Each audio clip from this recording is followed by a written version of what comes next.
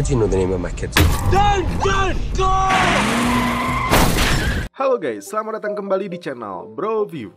Kali ini saya akan melanjutkan kembali alur cerita film dari Bodyguard. Dan sekarang kita masuk ke episode 3 dan keempat.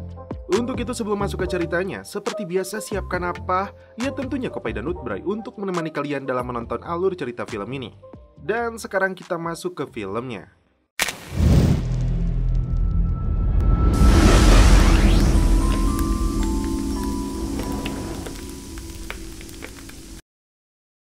Di awal film, kita langsung disuguhkan dengan aksi ranjang bergoyang antara Menteri Dalam Negeri dan pengawal pribadinya. Di pagi hari, David menggunakan alat penyadapnya untuk mendengar pembicaraan antara Julia dan Stephen. Mereka membahas bocornya agenda Julia yang bisa jadi dilakukan oleh orang dalam kepolisian. Julia menyadari dirinya telah dijebak. Selain itu, mereka berdua membahas sebuah perjanjian rahasia yang belum terungkap. Untuk menghindari kebocoran, Stephen akan memikirkan cara yang lebih aman saat menyampaikan bahan kepada Julia. Circus attack on Home Secretary Julia Montague. The gunman appears to have gained access to the roof by... Hi, this is Vicky's phone. Leave me a message. School run or something? I was just calling to check you. If you need anything, I'm here. All right?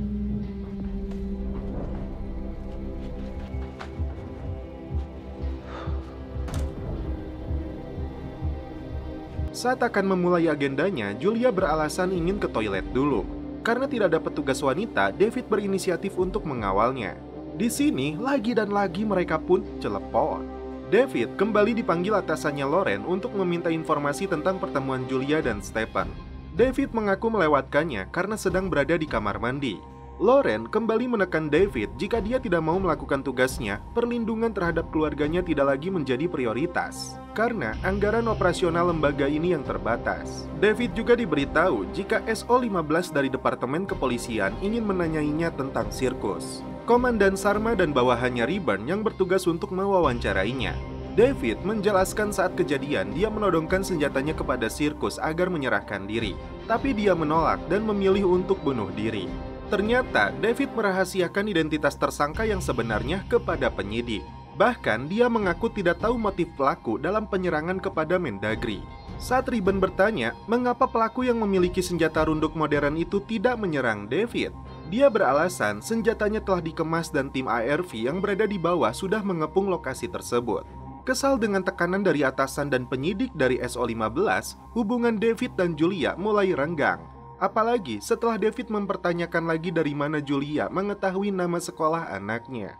Di malam hari, seorang agen bawahan Stephen dari Dinas Keamanan menyerahkan tablet kepada Julia yang akan digunakan untuk mengirim informasi rahasia kepadanya. Dari balik pintu, David menguping pembicaraan mereka. Karena ingin melihat wajahnya, David lalu bertanya nama pria ini saat hendak pergi. Dia mengaku bernama Richard Longcross dari Dinas Keamanan. Dalam pesan yang dikirim ke tablet tersebut, Julia membaca riwayat seseorang yang ketergantungan alkohol hingga penggunaan kokain setiap hari. Bahkan tertulis juga pernah melakukan serangan seksual berat di Charlotte Foxville. Pertanyaannya, siapakah sosok yang dimaksud itu? Dalam penyelidikannya, SO-15 mengirim data pelaku ke Kemenhan karena menduga dia seorang mantan marinir. Di malam sebelum penembakan, pelaku tertangkap kamera CCTV sedang menunggu kendaraan Mendagri. Ini artinya pelaku mengetahui agenda Julia dan ada orang dalam yang membocorkannya. David mencoba mencari informasi tentang si Richard di data kepolisian tapi tidak berhasil menemukannya. Dalam pertemuan para pejabat keamanan ini, Stephen menuduh ada orang dalam di kepolisian yang membocorkan informasi karena grup teroris itu memegang data keluarga dari petugas pengawalan menteri. Setelah pertemuan itu, Julia dan Stephen membahas tentang isi dari tablet tersebut. Julia bertanya, kapan waktu yang tepat untuk memanfaatkan bahan tersebut. Artinya, Julia dan Stephen menjalin kesepakatan untuk sebuah misi besar tanpa satupun orang di sekelilingnya yang tahu. Di malam hari, Mendagri ini menggoda kembali pengawalnya dan setelah itu mereka pun celepon. Saat Julia tertidur pulas, diam-diam David mengambil tabletnya untuk membaca sebuah dokumen rahasia yang sebelumnya sudah dibaca oleh Julia. Keesokan harinya, David melaporkan kepada Anne dan Lauren ada seorang agen bernama Richard menemui Mendagri. Anehnya, David tidak menemukan identitasnya di basic data. Anne paham jika Dinas Keamanan mengutus intelnya untuk mengirim paket kepada Julia. Tapi di sini, David tidak membeberkan isi tablet tersebut kepada mereka berdua. Itu menunjukkan seolah David belum percaya kepada mereka dan tidak ingin membahayakan Julia. Selain penasehatnya yang bernama Rob, Mendagri mendapat asisten brewok bernama Tahir yang ditugaskan untuk mendata jumlah pencarian online tentang propaganda jihad. Dalam dengar pendapat di gedung parlemen, Julia dengan lantangnya menyerukan pentingnya Undang-Undang RIPA 18 ini demi mencegah tindakan terorisme. Polisi menemukan sebuah mobil sewaan yang diparkir berhari-hari dicurigai digunakan sirkus yang memakai nama palsu Adrian Smith untuk menyewanya. Sharma menugaskan Reburn untuk mengembangkan penyelidikan dengan mencari tahu informasi lain dari perusahaan sewaan mobil tersebut. Julia menghubungi David untuk memintanya mengantar ke sebuah lokasi tanpa supir dan pengawalan, karena agenda ini ingin dirahasiakannya. David sempat menolak karena Julia bisa menjadi target lagi, tapi karena dia memaksa, David tidak bisa membantahnya. Ternyata, David mengantarnya ke rumah pedesaan pribadi Perdana Menteri yang disebut Chiquers untuk melakukan pertemuan tertutup. Karena menggunakan berbagai macam teknologi untuk pengintaian, Richard melaporkan perginya Julia ke Chiquers itu kepada Stephen. Stephen merasa dikhianati oleh Julia dengan agenda rahasianya itu. Lantas, apa misi Stephen di belakang semua ini? Dan apakah ini berhubungan dengan isi tablet itu? Lanjut, gelombang unjuk rasa tentang Undang-Undang RIPA 18 semakin kuat di kalangan masyarakat karena dianggap menciderai kebebasan privasi. Selain Stephen, ternyata Roger juga mengetahui pertemuan Perdana Menteri dengan mantan istrinya itu. Roger menduga Julia ingin merebut kunci nomor 10. Istilah yang digunakan untuk kantor dinas Perdana Menteri yang selama 200 tahun lebih tidak pernah berubah lokasinya. Roger dan Mike bekerja sama untuk melakukan sesuatu karena sepertinya mereka tidak mendukung langkah yang dilakukan oleh Julia. Singkat cerita, Julia diagendakan untuk melakukan pidatonya di St. Matthew di tengah unjuk rasa kebebasan sipil makin menguat. Sebelum berangkat, Rob meminta Tahir yang membuat naskah pidatonya dan memberikan tas kopernya. Dalam perjalanan, David sempat ngelenyap karena ngantuk berat mengawal Mendagri ini siang dan malam. Sampai di St. Matthew, pengunjuk rasa sampai melemparkan telur kacing calang ke arah Julia. Di dalam gedung, Julia ngomel dulu kepada Tahir karena tugas yang diberikannya belum kelar dia lakukan. Tahir beralasan sudah menyerahkannya kepada Rob. Sebelum pidato berlangsung, Julia mengaku kepada David mengetahui nama sekolah anaknya dari data laporan potensi target. Karena datanya belum spesifik, Julia meminta tim ARV untuk siaga di semua sekolah yang beresiko. Dan karena hal itu, tidak ada murid yang menjadi korban. Meskipun tidak mengucapkan sepatah kata apapun, tapi David lega mendengarnya. Saat Julia sedang melakukan pidatonya, beberapa pengunjuk rasa berhasil menyusup ke dalam, membuat keributan untuk menentang Undang-Undang RIPA 18. Petugas lalu membawa mereka keluar dan pidato kembali dilanjutkan. Tiba-tiba, seorang wartawan masuk terburu-buru membuat David terkejut. David lalu keluar saat melihat ada orang yang mencurigakan. Ternyata itu adalah Tahir yang mengaku ada yang salah dengan naskah pidatonya dan dia harus masuk. David lalu bertanya tentang koper yang dibawanya.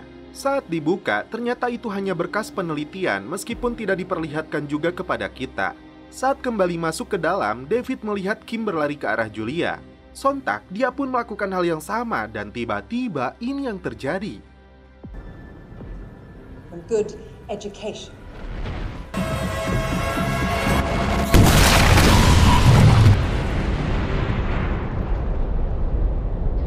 Ledakan besar yang tidak pernah David bayangkan sebelumnya.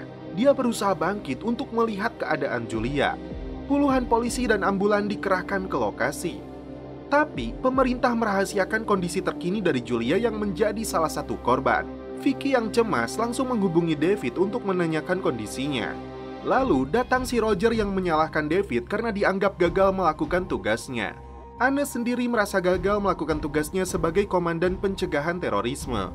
Sharma memberikan laporan tentang sirkus yang melakukan penyewaan secara online di sebuah kafe di London. Kesimpulannya, ada banyak komplotannya yang melakukan serangan ini. Smith, same mail address, leads to an internet cafe in South London. We can't rule out a connection. Seen Adrian Smith had at least one accomplice. The Home Office on her condition, but it is believed that her injuries are. Dan setelah itu film pun berlanjut ke episode 4. Agen Sharma melakukan penyelidikan awal dengan menanyai Tom yang saat itu bertugas dengan David. Ternyata sebelum ledakan, Tahir masuk melalui sisi panggung dengan membawa kopernya. Tahir sendiri langsung tewas di tempat saat ledakan terjadi. Yang dia tahu, David keluar dari auditorium sebelum ledakan terjadi. Publik digegerkan dengan serangan terorisme ini. Dua pertanyaan pun muncul. Yang pertama, apakah Julia menjadi target utama serangan ini? Dan kedua, apakah saat itu Julia hendak menyatakan ingin merebut kunci nomor 10? Jawaban dari pertanyaan pertama belum bisa dipastikan, tapi untuk pertanyaan kedua, Mendagri dan Perdana Menteri selama beberapa bulan terakhir menunjukkan hubungan yang renggang, khususnya tentang masalah terorisme. Dari rekaman CCTV, ledakan terjadi dekat dengan koper yang dibawa Tahir, tapi itu belum bisa dipastikan sampai tim Gegana memberikan laporannya. Agen Ribbon dan timnya melakukan penyelidikan dari berbagai sisi termasuk menggeledah rumah pribadi milik David. Ponsel dan barang elektronik lainnya terpaksa disita petugas untuk sementara waktu. Tim menemukan sebuah dinding yang ditutupi papan tempat David menyembunyikan pistolnya. Tapi anehnya pistol itu tidak ditemukan di dalamnya. Open up.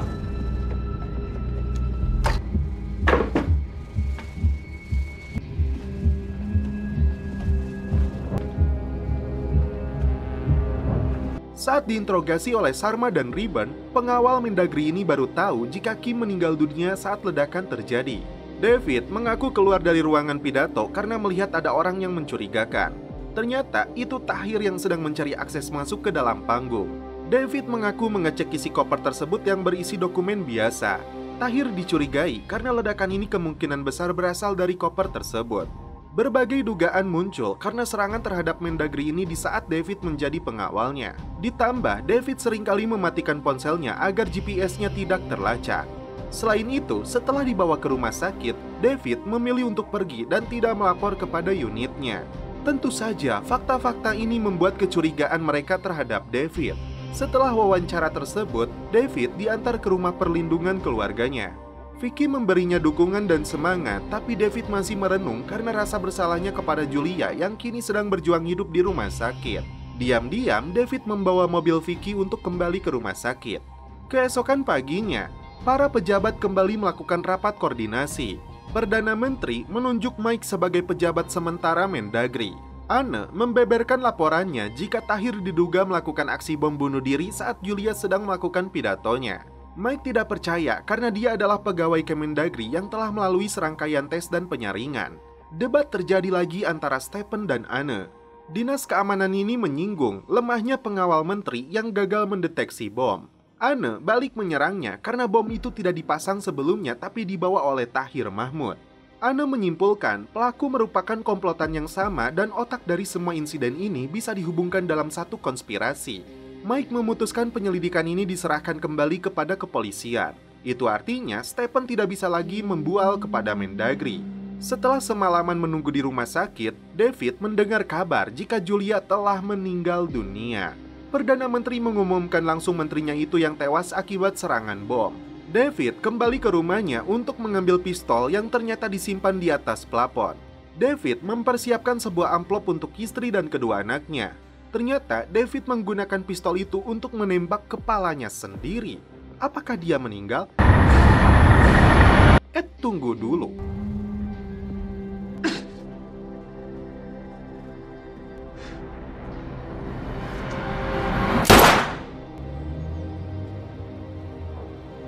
Sarma melihat rekaman CCTV saat Rob memberikan kopernya kepada Tahir. Apakah ini artinya penasehat menteri itu terlibat dalam serangan bom tersebut? We're going to the Palace of Westminster Security to ID him. Sarma melaporkan temuannya ini kepada atasannya. Meskipun bukti ini penting, Anne tidak bisa gegabah kepada pegawai Kemendagri itu karena dia baru saja mendapat dukungan dari Mike. Karena tahu kunci mobilnya diambil, Vicky mencari keberadaan David di rumahnya. Ternyata David masih hidup dengan luka tembak di kepalanya. You. Open the door or I will call the police. Is that you? Look, open.